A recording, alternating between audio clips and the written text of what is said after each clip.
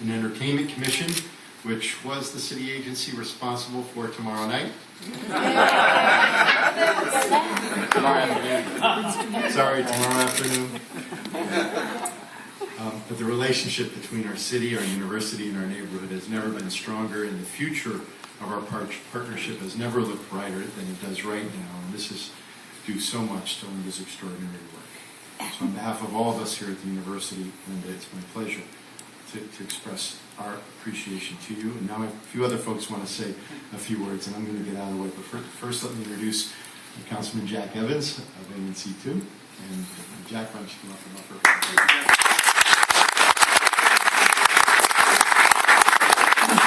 Thank you very much, and good evening, everyone. Good evening. I can't tell you how pleased I am to be here with my good friend Linda Greenan. But first, I want to say a word about that. Jack DeGioia, who is as president of the university, has done an enormously great job in not only making Georgetown a great university, but more importantly, in making Georgetown University a part of this community. And over the years, he has worked tirelessly to do that, most recently with the campus plan. And I don't know a time in Georgetown, at least in my tenure here, that there haven't been better relationships between the community, between the university, between the businesses, between everybody in Georgetown. And Jack, a lot of that credit goes to you, so thank you very much.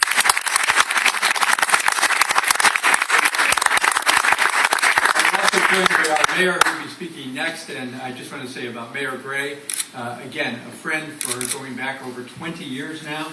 When I first got on the council, he was at the Human Services Department.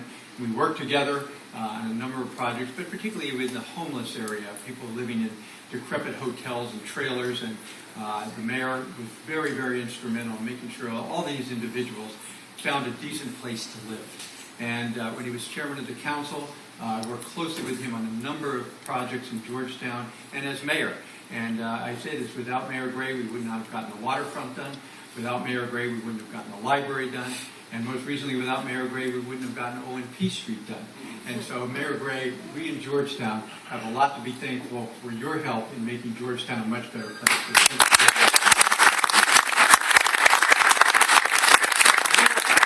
So here tonight to celebrate Linda Greenan. And Linda and I go back a long ways together, so everybody knows that. I first met Linda Greenan in Dewey Beach.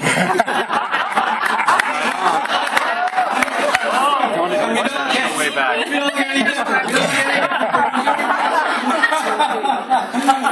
Back in the late 1970s, if you can believe that. And Linda and I became fast friends. And actually, if it wasn't for Linda Greenan, I wouldn't be in politics today. She and Linda Grigsby. Is Linda Grigsby still here? She was here a little earlier. Where is she? She's back there? She is back there. It was the two Lindas and Jack. And John Wilson convinced us to form the Ward 2 Democrats, which did not exist at the time.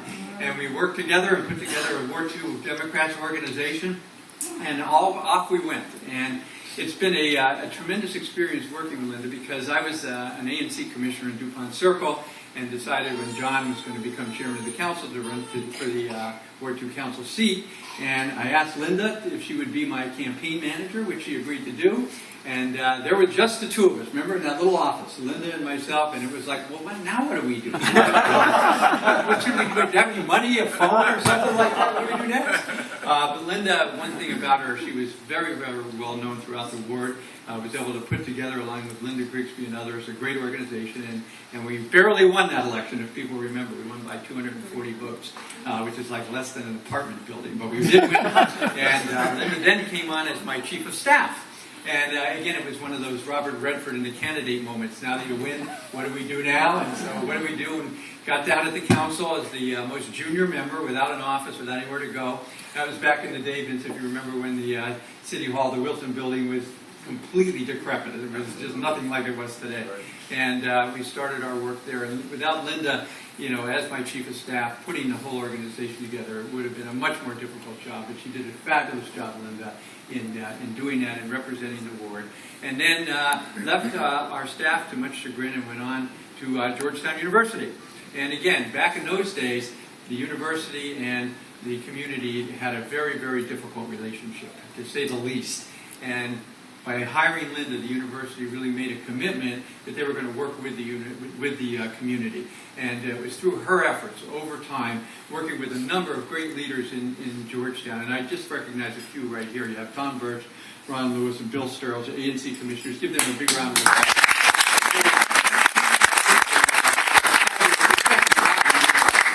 We have to tell the story about Tom.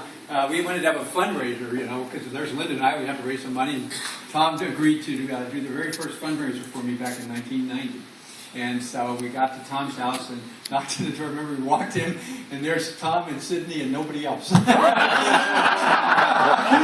was like, oh no, remember that, Tom?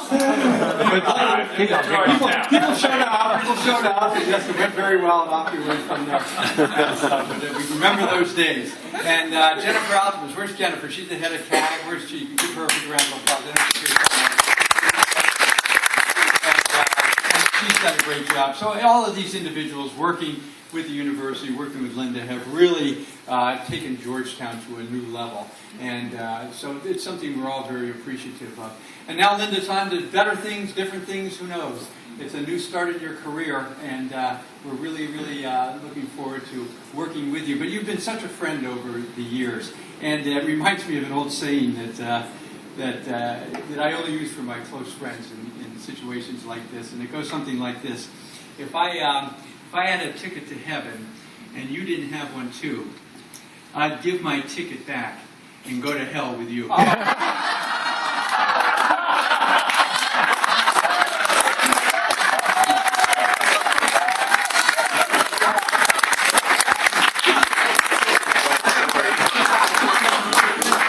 Linda, God bless, and back to Jack to introduce the mayor.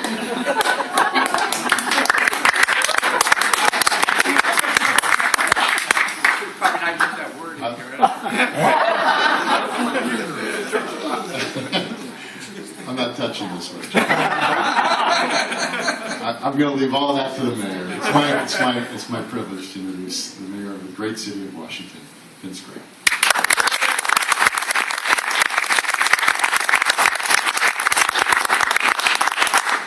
Thank you very much, Mr. President. It's delightful to be here. And Jack, that's a mighty benevolent thing to do. And I want to tell you, Linda, as much as I love you, I ain't going to hell with you.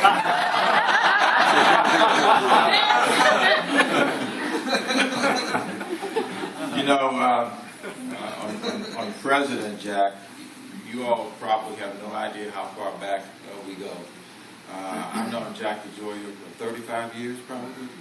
My first professional job, as you all remember, Jack, was with the Association for Retarded Citizens, and we had this young, bright volunteer who came in to be a part of what we were doing and helped us with our membership efforts, and just made an incredible impression on everybody who was associated with the organization.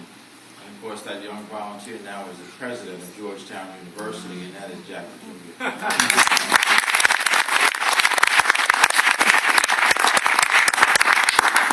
And frankly, one of the closest associations that I've had, as Jack already indicated, is with him over all these years. Is now, I think we've now eclipsed 20 years. Yep.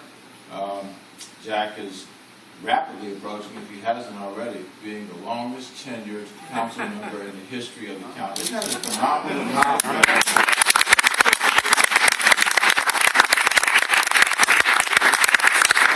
I've never heard of anybody that's been in politics in the same position as long as him, and he runs without any opposition. That's a powerful statement. And with good reason, too, because having worked with Jack as long as I have, I know what his commitment is. I know how deeply he cares about the people of Ward 2. I know how deeply he cares about this city. And it's really a delight and an honor to be able to work with you, Jack. And you named some of the projects that we worked on. I'll add one more to it, and that is Jealous. Oh, yeah, we were about to lose Jealous to Georgetown. We worked together, and we figured out a way for the city, because I was chairman of the council, Jack was the pro temp. We were working closely together on so many things, and we figured out a way to buy 3 boys clubs. We bought Jealous, we bought number 10 on 14th Street, and then Eastern Branch, which is over in Southeast. And today, Jealous is being used extensively by this community. And I think yet another example of his dedication and commitment. So, Jack, thank you so much for what you've done.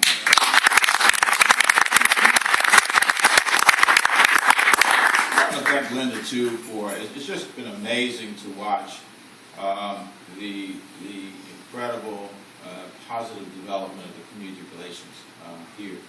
And I have to give a lot of credit to Ron Lewis and Bill Starles and their colleagues on the Advisory Neighborhood Commission. What a professional group. I've said this to them so many times. I wish we could clone them and replicate them all across the city, because they have done such a sterling job with difficult issues, because they set out with one thing in mind, and that is to be able to do good for the people that they serve, in this case here in Georgetown. So, gentlemen, I want to thank you all for what you have done in working with the university and working with Linda and getting us where we are today. I think together, what has happened here is a prototype for the future of university relations and community relations across the city. And as every campus plan comes up for approval by the Zoning Commission, I hope that there are others who will look at what went on here in Georgetown and emulate that. I saw Don Edwards back there too, who played such an instrumental role in helping to make this happen. So Don, thank you also for your great work. It was a great day to stand out there in the street on that sunny day and to be able to celebrate having reached an agreement on that campus plan. You gentlemen and Linda Greenan, who did such a great job. What patience she demonstrated through all of that. I was in some of those meetings, and I don't know how you did it. I'm going to be honest with you. But you did, Linda, and you have been such a sterling part of this campus. You've been such a sterling part of our city. Jack already detailed the things that you've done from a political perspective, but I look at it more from a civic and community perspective. You too demonstrate love for this city every day. I don't know what you're going to do, but let me give you my phone number.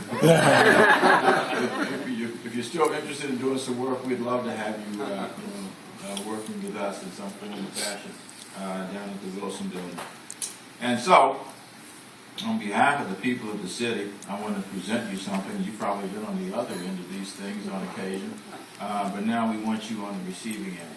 I get to do something that nobody else gets to do in the city, and that is to be able to award proclamations. The council does resolutions, but it takes at least 7, typically 13 of them to be able to approve. So I can do this by myself. And I'm not going to read all of the whereases because you've heard some of the things that are listed here, but you've been at the university since, I think, 1994. That's a long time, especially working in an environment where there's so many demands and so many complexities that you deal with every day. So many different organizations that you've served, including some associated with the campus, others that aren't, like the 8th Street Community Development Corporation, the Parent and Child Center, the Mazik Parent and Child Center, I think it's still on, the Events DC board, which used to be the Convention Center board. But I want you to know that what we have done is made this, we have now 618,000 people who live in the District of Columbia. But there's only one person that this day will be named for, and this is Linda Greenan Day in the District of Columbia.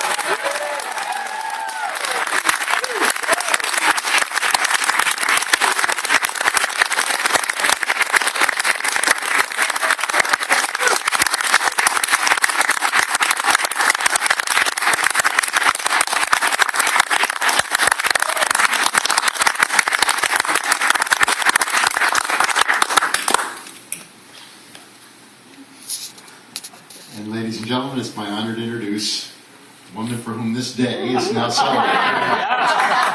Linda Greenan.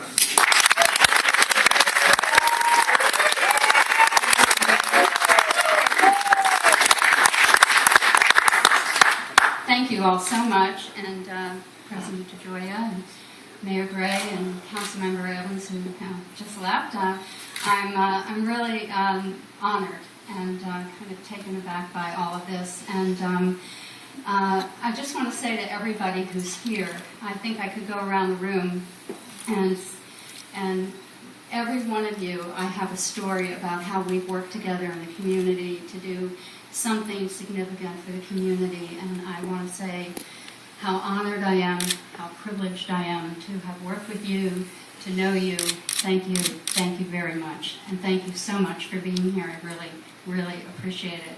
I want to say that Jack Evans kind of touched on it about how when I started here 18 years ago, and I certainly wouldn't want to take anything away from our current commissioners, and past or present, but when I started here 18 years ago, this was a really, really hard job. I was coming in on the tail end of an issue that I didn't really have any knowledge of, and there was a lot of, I would say, residual anger and mistrust. And I used to go to meetings and people would yell at me, really, honestly. People would say, you know, the university is lying again, and there's no trust, and blah, blah, blah. And there were two people, and so I don't mean to, no disrespect to the current commissioners, but two people who were serving as commissioners at the time, actually not at the same time, but later, and that's Grace Bateman, and then later John McFarland. And you guys taught me how to take a stand, because you did. And it wasn't always on behalf of the university, but you know, it was a life lesson for me, and I want to thank you, and I'm glad I get to do this publicly. But you taught me how you have to take a stand. When you know that there's a wrong, you've got to stand up and be counted. So thank you, Grace. And I know John left, but thank you also to John McFarland, because that was when the shift started to occur. You know, you just kind of stay in there and tell the truth and say, no, that's not what's happening, and you helped me do that a lot. So thank you very much. And to the university, I want to say thank you so much for this opportunity to have worked here for 18 years. I will be forever grateful. It was a great, great job. And lots of people have asked me, well, what are you going to do? I'm not going to do anything right now. I'm going to read books, I'm going to go to movies, I'm going to go to museums, I'm going to do stuff that I never really have an opportunity to do. So, but I do want to say to the three people that I work with day in and day out in external relations, I don't think Michael Clark is here, is he? So Michael Clark has been our student intern since he was a freshman. He's a senior this year. And last summer, he worked at the Department of Health, and they managed to figure out how they would keep him on for the 7 hours a week that he's available. So he's no longer working in our office, but he was terrific, and I'm sorry that he's not here to hear me say that. And Candace Mosley, where are you, Candace? So it feels like you've been there for 18 years, but it's only when you would have been 6 when you started. But it's been 2, and it's been really great. And I'm going to admonish you in front of all these people to follow your dream, because Candace is a double grad from Georgetown. She has a master's in English.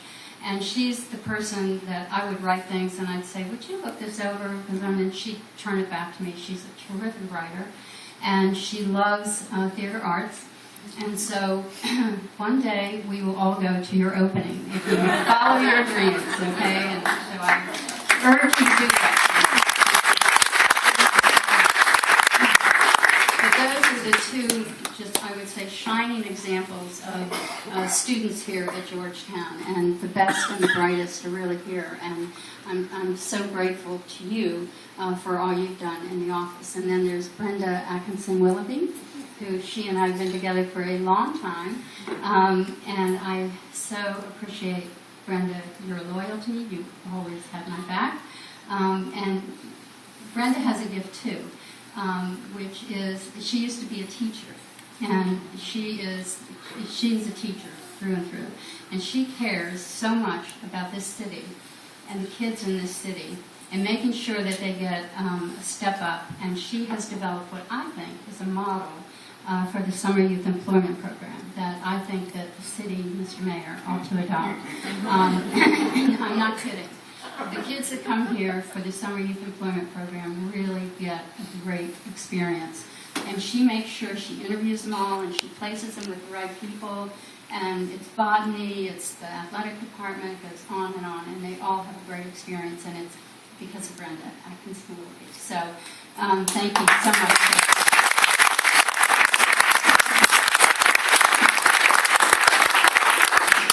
And so with that, I just want to thank you all again. Thank you so much for being here. And thank you again, Mr. President. I have enjoyed every 18 years, every minute. Thank you so much.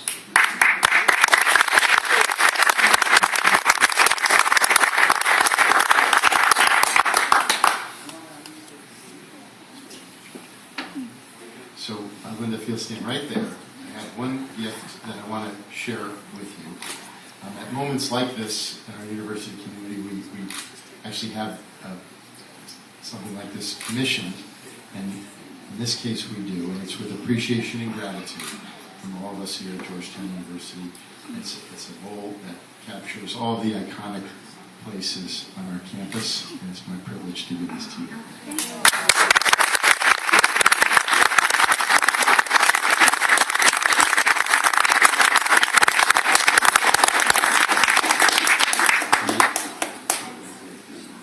I want to thank you all for being a part of this celebration with us. It's a privilege to be able to welcome you all here and be able to honor our distinguished friend and colleague. Thank you all, and please enjoy this evening.